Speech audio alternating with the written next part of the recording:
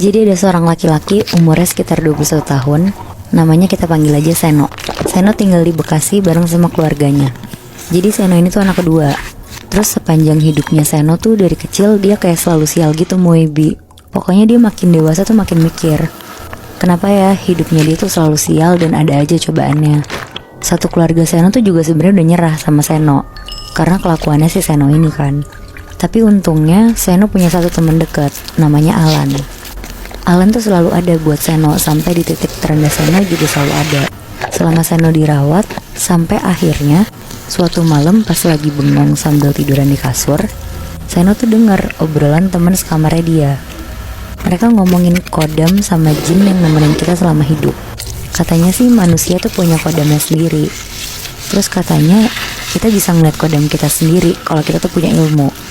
Seno tuh ngedengernya tertarik banget, tapi dia malu dan gak mau nunjukin kalau dia tuh kepengen depan temen-temennya. Sampai akhirnya Seno dijenguk sama Alan. Terus dia ngomong ke Alan, "Lan, gue penasaran deh, cariin dong mantra buat bisa ngeliat kodam kita sendiri." Terus Seno bilang, "Coba pulang dari sini lo googlein dong Lan, lo cari gitu mantra ngeliat kodam atau mantra ngeliat jin." Akhirnya pulang dari sana Alan nyarilah. Dia buka laptopnya di rumah terus dia google. Tapi Alan gak langsung percaya juga kan. Akhirnya Alan ngulik lebih dalam lagi, dan dia nemuin file PDF yang isinya tuh kayak buku dan pembelajaran tentang dunia gaib. Besokannya Alan langsung pergilah nyamperin si Seno.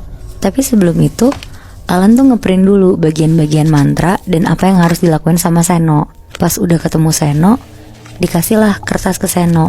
Dia bilang malam ini mau dia lakuin langsung. Dan Alan ternyata tuh lupa ngasih satu kertas isinya tuh Seno harus puasa 1 hari dan gak boleh makan yang bernyawa pada hari Kamis.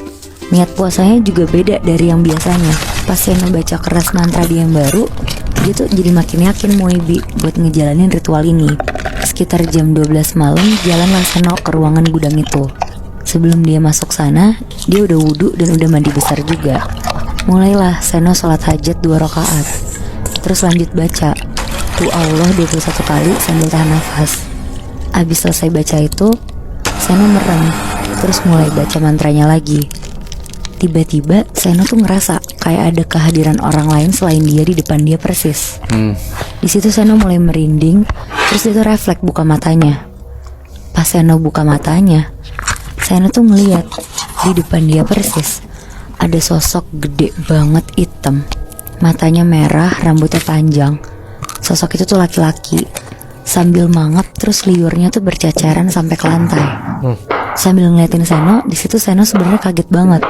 Tapi dia berusaha tetap santai sambil istighfar. Pas Seno udah mulai tenang, Seno berusaha komunikasi sama sosok ini. Dia bilang, "Saya Seno, saya panggil kamu kesini untuk bantu saya." Tapi sosok ini tuh diem aja. Karena Seno kesel, Seno ngegas terus dia bilang, "Saya yang panggil kamu kesini, jawab saya." Tiba-tiba sosok itu tuh berdiri, nyeret Seno, terus ngelempar Seno ke tembok. Seno berdiri berusaha buat ngelawan sosok ini, tapi ternyata sosok ini tuh lebih kuat dari Seno. Seno bener-bener dilempar badannya ke tembok sampai Seno tuh berdarah-darah. Dan akhirnya Seno tuh lari berusaha keluar dari ruangan itu. Dia masuk ke kamar mandi, ngunci dirinya dia.